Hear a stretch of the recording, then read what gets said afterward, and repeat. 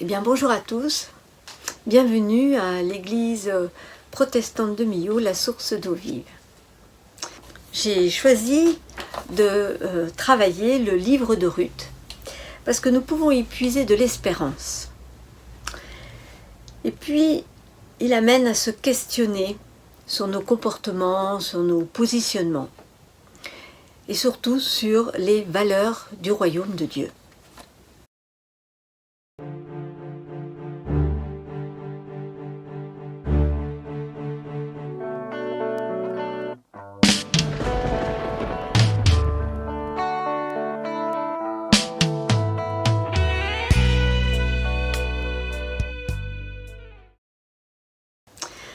Eh bien, en tout cas, je vais bénir notre Dieu, notre merveilleux Père pour cette journée.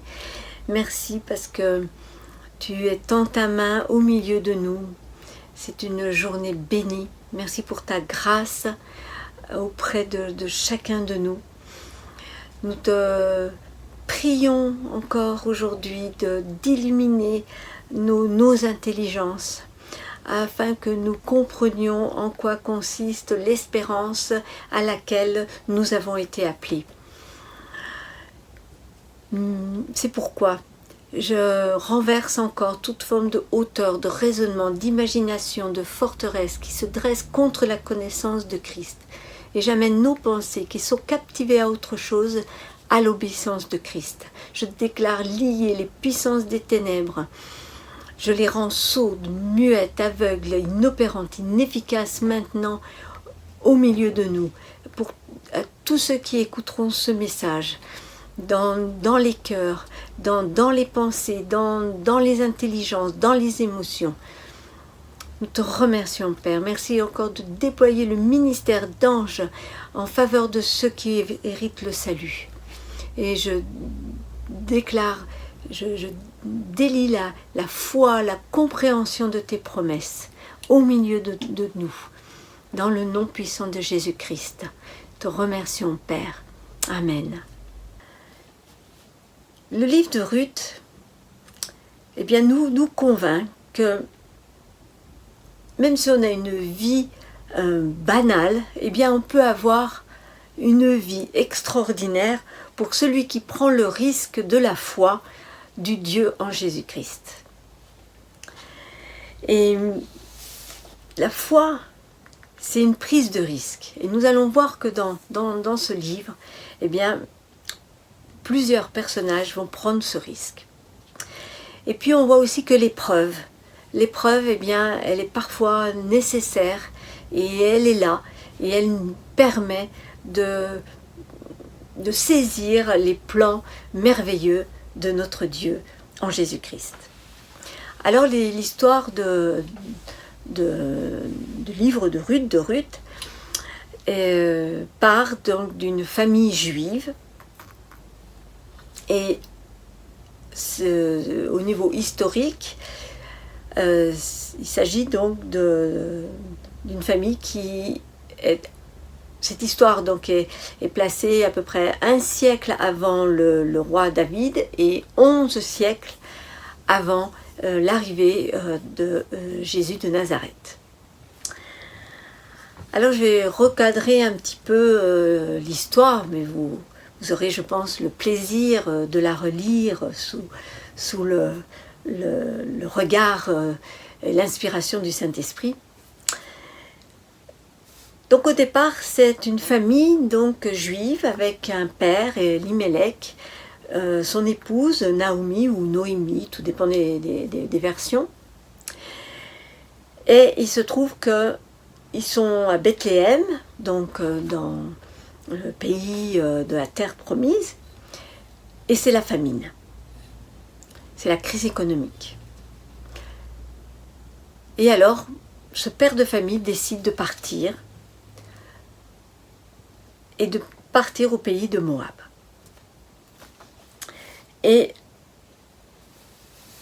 on va voir que en 10 ans, l'épouse, Naomi, eh bien, va perdre son époux, ses 2 fils, et qu'elle va être sans postérité, ce qui est une humiliation. Donc elle va rester avec ses 2 belles-filles, donc 2 Moabites. Alors c'est pourquoi j'ai appelé, j'ai mis ce titre à ce message, c'est les clés du livre de Ruth. Et donc on va étudier 3 personnages, Naomi, Ruth et Boz, ou Boaz. Ça dépend aussi les versions. 3 personnages. Et on va voir les clés de chacun, parce qu'ils ont réussi. Et on va se poser un peu la question, pourquoi ils ont réussi? Et puis, aujourd'hui, comment ça peut nous parler? C'est vrai que notre Dieu et notre Père, eh bien, se soucie de nous, et il ne cesse de nous parler. Et même si ce texte relève de plusieurs siècles, eh bien, il est toujours d'actualité, parce que notre Dieu est un Dieu qui est le même hier, aujourd'hui et éternellement il ne cesse de nous parler. Alors déjà, Naomi. On va voir donc cette femme qui est au pays de Moab. Elle a tout perdu. Et elle va apprendre qu'en Israël, c'est le retour du pain. La famine cesse. Et elle va décider de repartir dans son pays, le pays d'Israël. Et c'est pas seulement une fin physique, mais c'est une fin, je dirais, son âme a faim. Son âme a faim de se souvenir, de retrouver les amis qu'elle a quittés. Israël est un pays où il y a beaucoup de fêtes, les fêtes de l'Éternel, et elles sont nombreuses, donc c'est festif, et donc son âme se rappelle de toutes ces fêtes, de ces joies, et toujours en l'honneur du Dieu d'Israël. Et donc il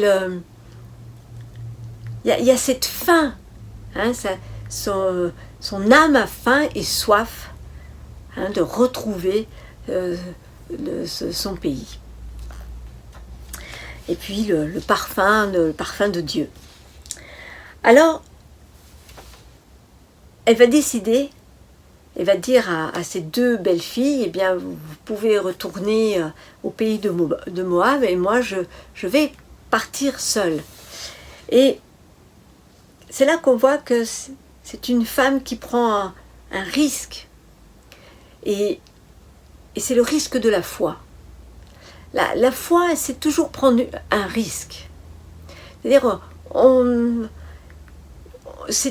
souvent on dit c'est un pas de foi. Elle va partir seule, traverser toutes ces contrées, et c'est vrai que c'est difficile. Mais elle est décidée, elle va se lever et s'engager, repartir, retrouver la foi qu'elle a peut-être plus ou moins perdue. Et elle sait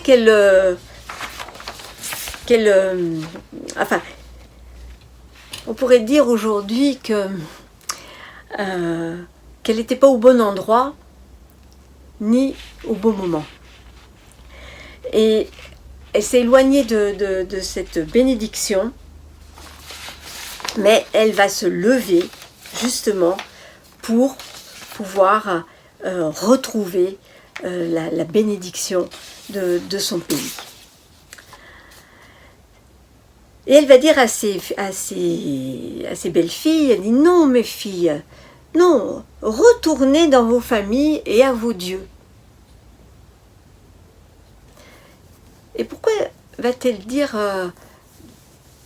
de retourner à vos dieux? Eh bien, parce que Naomi sait que le Dieu qu'elle sert, le Dieu qu'elle aime, eh bien c'est un Seigneur exigeant. Et on ne se donne pas à la légère, parce que c'est un Dieu qui veut tout. Et c'est un peu comme le mariage. Hein, le mariage, c'est un engagement. On engage nos vies envers l'autre. Alors que si ces belles filles restent au pays de Moab, eh bien, voilà, elles pourront facilement se marier avec tout homme.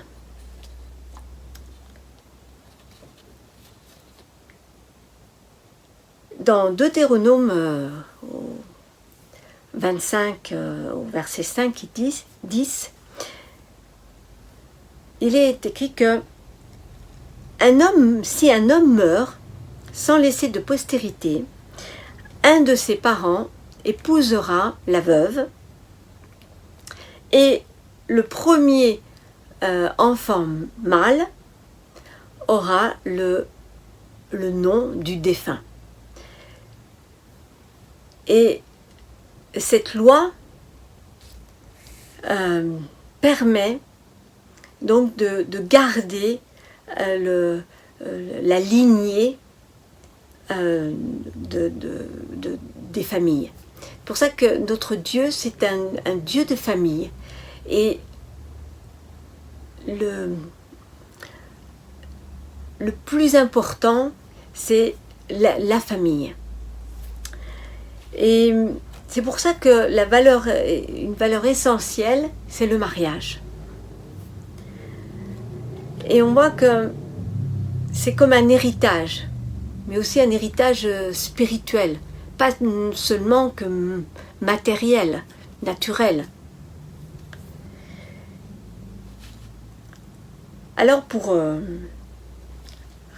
récapituler un petit peu les clés de Naomi, donc on va voir qu'elle se lève, qu'elle va prendre un risque, c'est le risque de la foi, et elle va faire un peu le bilan et finalement elle a plus à gagner de revenir à ses racines que de rester là où elle est. Donc elle s'engage à nouveau avec son Dieu. Et elle va lui faire confiance. Et on sait que quand on lit les Écritures, notre Dieu, vraiment, notre Père est un Père qui donne toujours une nouvelle chance. Alléluia, que son nom soit béni. Maintenant, Ruth. Ruth, la païenne. Dans la lecture, on s'aperçoit que Naomi a tissé un lien profond avec Ruth. Et j'imagine que Naomi a dû souvent parler de ce Dieu d'Israël, de ses bontés. Et finalement, Ruth décide de partir avec Naomi. Donc elle n'est pas effrayée. Et Ruth donc va se lever aussi et s'engager. Et on voit qu'il y a une part de courage dans cette attitude. Parce qu'elle va aller dans un pays qu'elle ne connaît pas, avec des coutumes qu'elle ne connaît pas, et avec elle va se rendre compte, enfin Naomi lui a dit qu'elle ne va pas pouvoir se marier avec n'importe qui. Donc il y a des exigences. Mais elle prend le risque de la foi. On va voir que Ruth, c'est une jeune femme qui est travailleuse. Le travail est un don de Dieu. Et elle va demander l'autorisation de glaner. Alors, il y a aussi des lois qui protègent les pauvres. Et de glaner, le glanage, quand un propriétaire faisait sa moisson, il laissait une partie de son champ pour les pauvres. Et donc, il venait ramasser les grains au sol. Et c'était un métier, on peut dire, une activité vraiment dure. Il fallait venir tôt le matin, on se couchait tard le soir. Après avoir ramassé les grains, il fallait les décortiquer, ensuite il fallait les battre pour avoir de la farine. Et puis, quand on arrivait à un champ, mais il y avait d'autres personnes, des fois on se faisait chasser, donc il fallait retrouver un autre champ. Donc c'était vraiment difficile. Et donc Ruth, eh bien, elle continue, elle poursuit, elle se lève et va glaner chaque jour pour elle et pour Naomi. Et dans l'histoire, on voit qu'elle trouve, je dirais, une communauté, enfin au moins un champ, dans lequel le propriétaire l'autorise à y rester. Et même dans ce champ, elle va rester avec les servantes, et elle va pouvoir s'y reposer, même se rassasier, manger,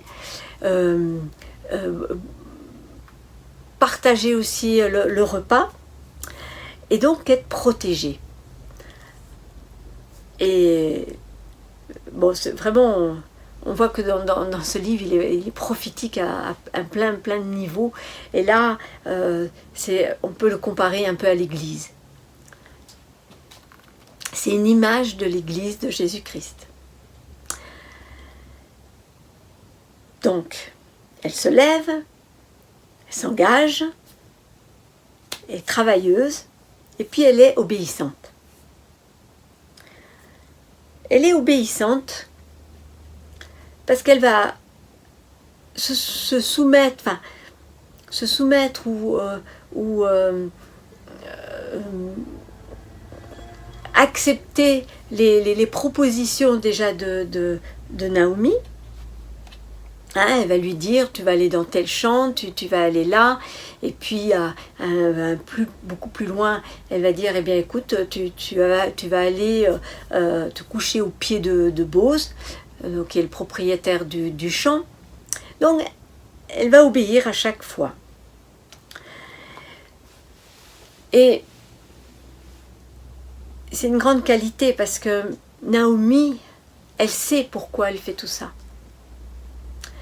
Naomi, je pourrais dire, c'est la génération, l'ancienne génération. Elle a vécu, elle a l'expérience. Et elle sait que le mariage, parce que bon, il est question de la loi du rachat, et c'est le fait donc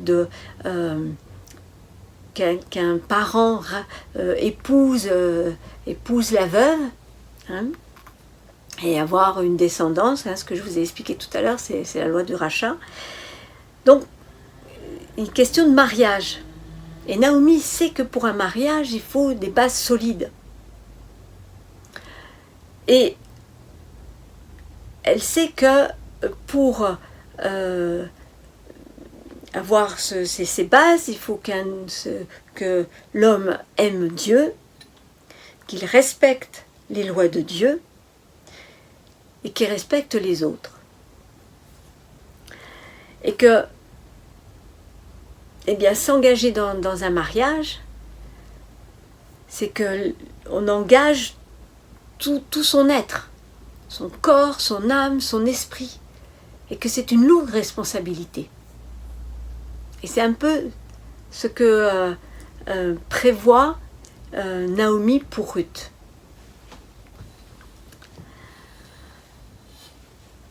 Et quand on le lit, ce livre, il y a aussi cette clé de... Ce livre montre qu'il est bon, divinement bon, d'attendre dans la prière le conjoint, qui a comme de conseil de ne pas se précipiter. Et qu'il est divinement bon aussi de croire à la pureté avant le mariage et à la fidélité. Et que finalement toutes ces valeurs ne sont pas périmées. Vraiment, ce livre est à méditer.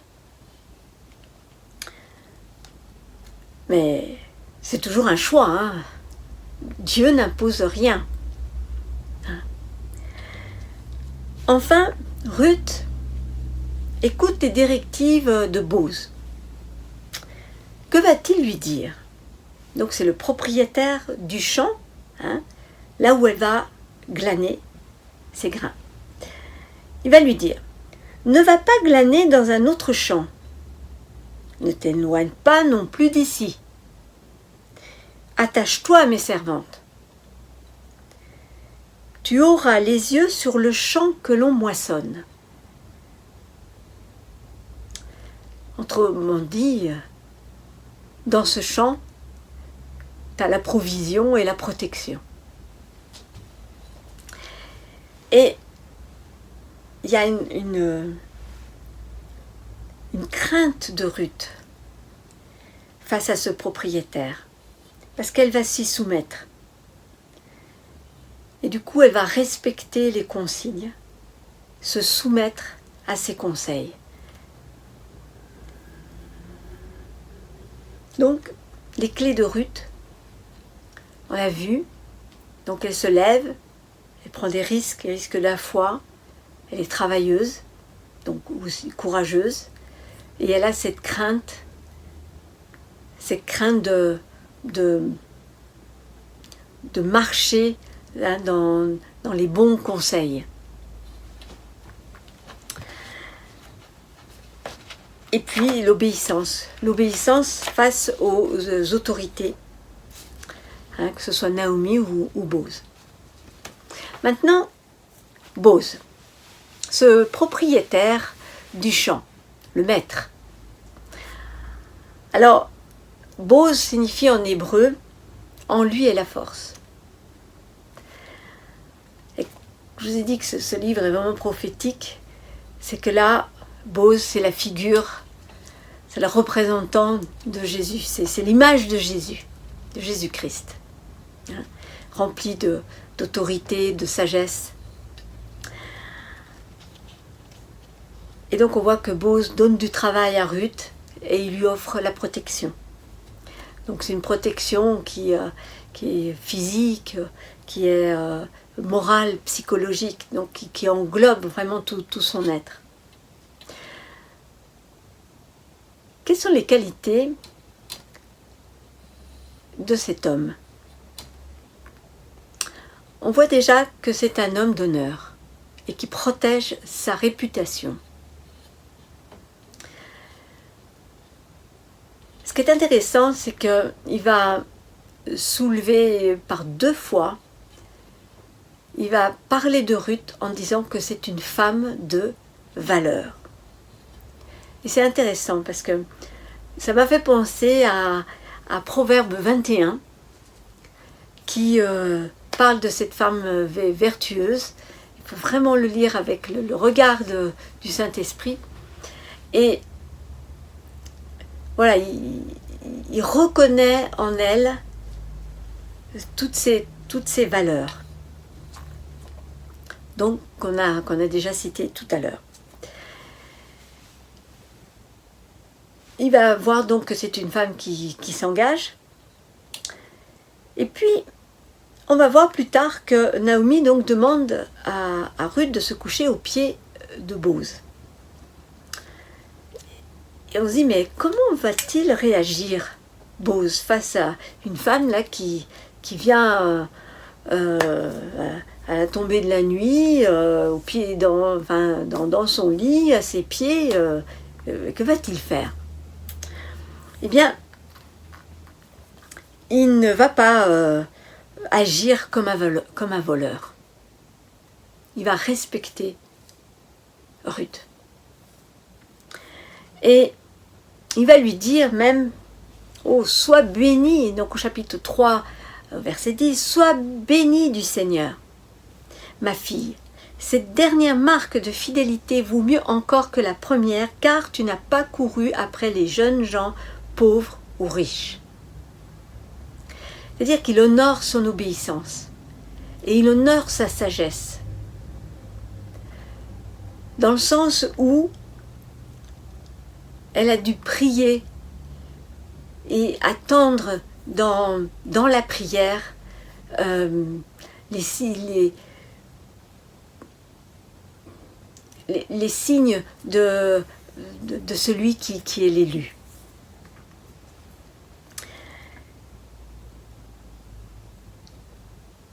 Donc, Boz respecte cette femme. Et puis, donc il va sauvegarder l'honneur de Ruth. Donc il ne va pas coucher avec, et il va même préserver sa réputation. Il va convoquer les anciens de la ville, et puis il va mettre à la lumière cette situation.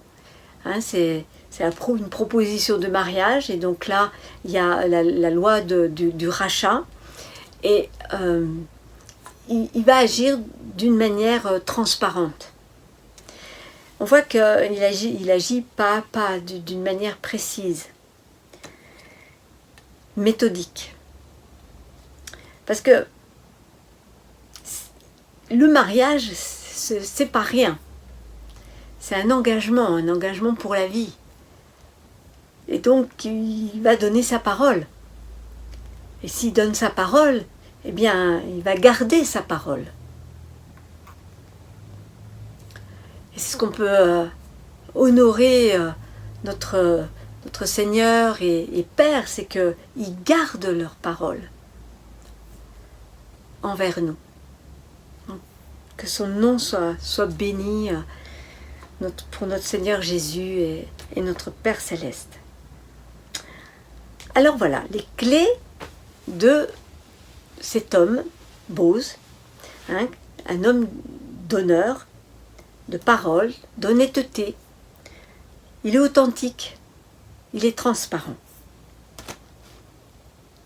Et comme c'est la figure de Jésus-Christ, donc il représente les valeurs du royaume. Et finalement, nous aussi, on doit ressembler à Christ.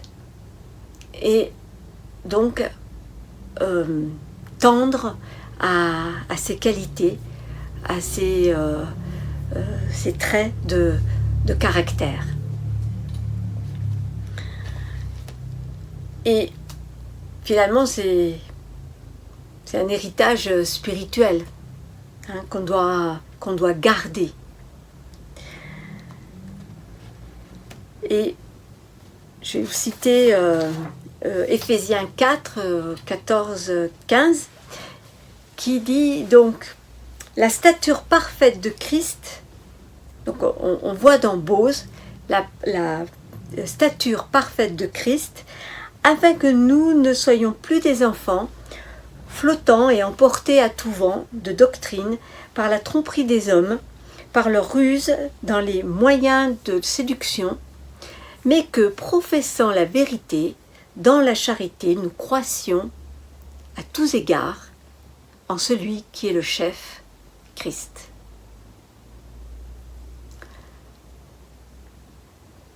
Voilà, incarner les valeurs du royaume de Dieu sur cette terre.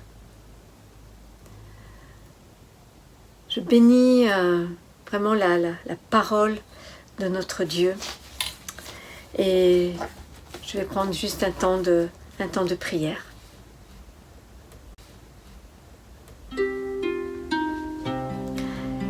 Père merveilleux, nous te remercions pour ta parole. Qu'elle prenne vie en nous, qu'elle produise du fruit en nous, du plus jeune au plus vieux. Donne-nous à aiguiser notre conscience, à incarner ces valeurs, les valeurs du royaume de Dieu, à être des hommes et femmes de valeur, d'honneur, de garder nos paroles données dans tout domaine, que ce soit le travail, le mariage, d'aimer ta parole, de la respecter, de craindre ton nom, être des femmes et des hommes d'engagement, de foi. Seigneur Jésus, garde-nous de rester dans ton champ. Merci, cher Saint-Esprit, de convaincre nos cœurs afin de se poser les bonnes questions. Je te remercie, Père, parce que je sais que personne ne sortira les mains vides ce matin, parce que tu exauces nos prières pour la gloire de ton Fils bien-aimé Jésus-Christ. C'est ainsi que j'ai prié dans le nom puissant du Seigneur Jésus-Christ. Amen. Alors, soyez bénis et que l'amour du Père, la grâce de notre Seigneur Jésus et la communion du Saint-Esprit soient avec vous. Amen.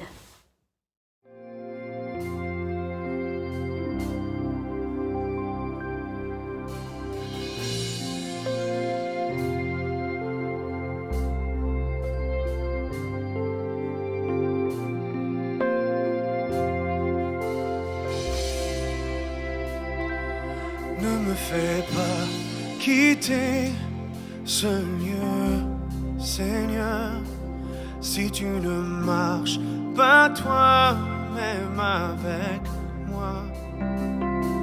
Je ne veux pas traverser moi-même ces grandes eaux si ton esprit ne va pas devant moi.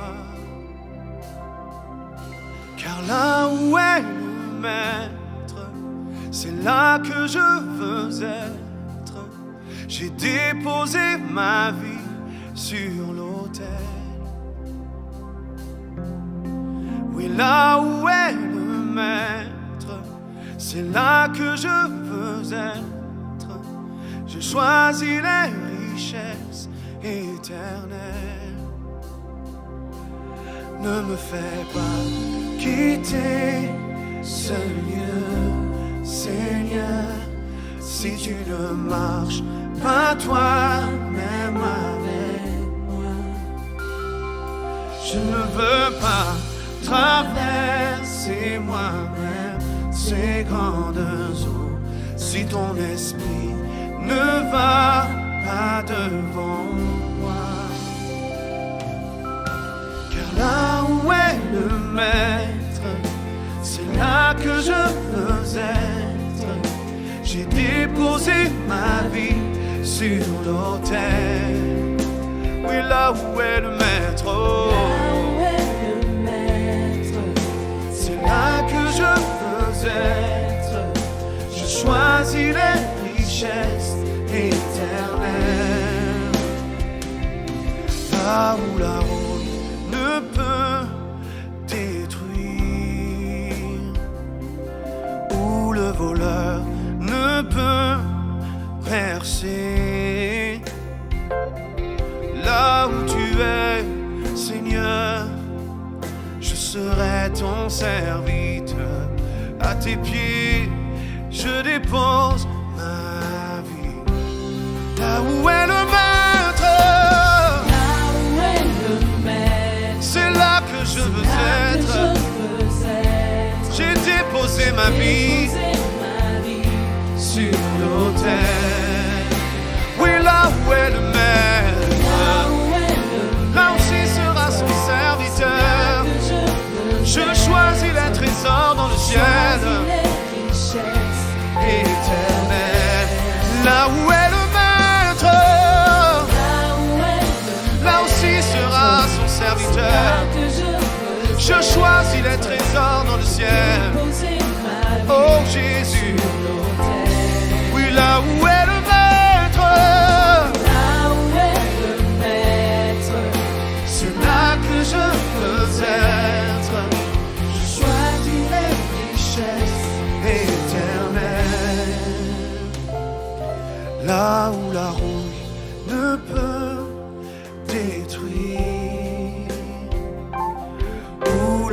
voleur ne peut percer.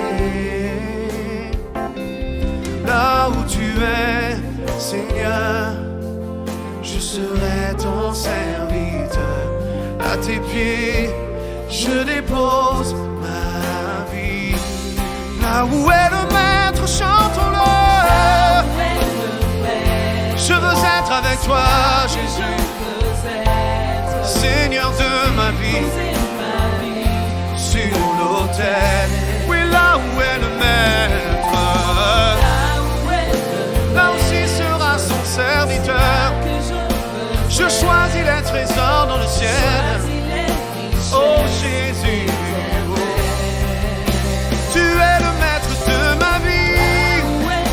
Tu es le maître de ma vie. Je veux être avec toi, Jésus. Alléluia. Là où est le maître, c'est là que je veux être. Je choisis les richesses éternelles. Là où la rouille ne peut détruire, où le voleur ne peut percer. Oui, là où tu es, Seigneur, je serai ton serviteur. À tes pieds, je dépose ma vie. Là où tu es, là où tu es, Seigneur, je serai ton serviteur. À tes pieds, je dépose ma vie. Dis-le encore une dernière fois. Là où tu es, Seigneur, je serai ton serviteur. À tes pieds, je dépose